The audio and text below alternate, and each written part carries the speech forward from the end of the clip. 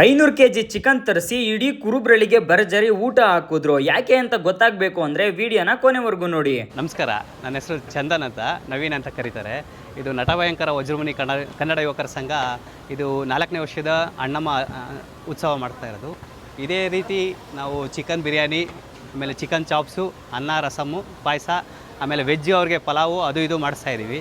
ತುಂಬ ವಿಜೃಂಭಣೆಯಿಂದ ಮಾಡಿಸ್ತಾ ಇದ್ದಾರೆ. ನಮ್ಮ ಸ್ನೇಹಿತರು ಜಗನ್ ಅವರಾಗಲಿ, ಜಪಾನ್ ಅವರಾಗಲಿ ಎಲ್ಲ ತುಂಬ, ರವಿ ಅವರೆಲ್ಲ ತುಂಬ, ನಮ್ಮ ಸತೀಶ್ ಅವರು, ನಮ್ಮ ಸಂಘದ ಪದಾಧಿಕಾರಿಗಳು, ಅಧ್ಯಕ್ಷರು ಎಲ್ಲ ಸೇರಿ ತುಂಬ ವಿಜೃಂಭಣೆಯಿಂದ ಮಾಡ್ತಾಯಿದ್ದೀವಿ. ಹಾಗೆ ಏನಂದರೆ ನಮ್ಮ ಏರಿಯಾ ಜನನೂ ಅಷ್ಟೇ ತುಂಬ ಸಹಕಾರ ಮಾಡ್ತಾರೆ. ನಮ್ಮ ಮನೇಲೇ ಏನೋ ಮಾಡ್ತಾಯಿದ್ದೀವಿ ಅನ್ನೋ ಲೆಕ್ಕದಲ್ಲಿ ಎಲ್ಲರೂ ಬಂದು ಒಡ್ಡಾಡಿಕೊಂಡು ತುಂಬ ಒಳ್ಳೆಯ ಕೆಲಸಗಳನ್ನ ಮಾಡ್ತಾಯಿದ್ದಾರೆ.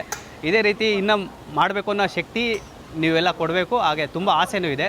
ಆಮೇಲೆ ತುಂಬ ಇಲ್ಲಿ ನೋಡಿ 500 kg ಚಿಕನ್ ತಂದಿದ್ದೀವಿ. 500 kg ಚಿಕನಲ್ಲಿ ಬಿರಿಯಾನಿ ಮಾಡ್ತಾಯಿದ್ದೀವಿ.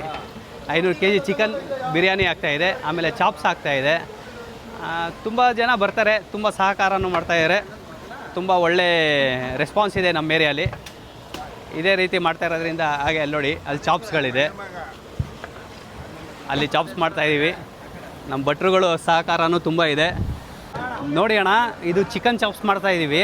ಚಿಕನ್ ಚಾಪ್ಸ್ಗೆ 300 kg ಹಾಕಿದ್ದೀವಿ ಅಣ್ಣ. ಇಲ್ಲಿ ಎಲ್ಲರೂ ಬಂದವರಿಗೆಲ್ಲ ಹೊಟ್ಟೆ ತುಂಬ ಊಟ ಹಾಕಿ ಒಳ್ಳೆ ಚಿಕನ್ ಚಾಪ್ಸ್ ಮಾಡ್ತಾಯಿದ್ದಾರೆ ನಮ್ಮ ಭಟ್ರು. ನೋಡಿ ಹೇಗಿದೆ ನೋಡಿ, ಚಿಕನ್ ಚಾಪ್ಸ್ ಒಳ್ಳೆ ತುಂಬ ಟೇಸ್ಟಿಯಾಗಿ ಮಾಡ್ತಾರೆ ನಮ್ಮ ಭಟ್ರು. ಅದಕ್ಕೋಸ್ಕರ ಅವ್ರನ್ನೇ ಕರೆಸಿ ಇದು ಮಾಡಿಸ್ತಾ ಇರೋದು. ಪ್ರತಿ ವರ್ಷದಂತೆ ಈ ವರ್ಷವೂ ಬಂದಿದ್ದಾರೆ. ಚಿಕನ್ ಚಾಪ್ಸ್ಗೆ ಅಂತಲೇ 300 kg ತರಿಸಿದ್ದೀವಿ ಅಣ್ಣ.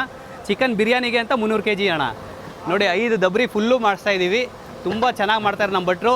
ಯಾರೇ ಬಂದರೂ ಒಳ್ಳೆ ತಿಂದವ್ರು ಫುಲ್ಲು ಖುಷಿಯಾಗಬೇಕು. ನಮ್ಮ ಅಣ್ಣಮ್ಮ ತಾಯಿ ಖುಷಿಯಾಗಬೇಕು.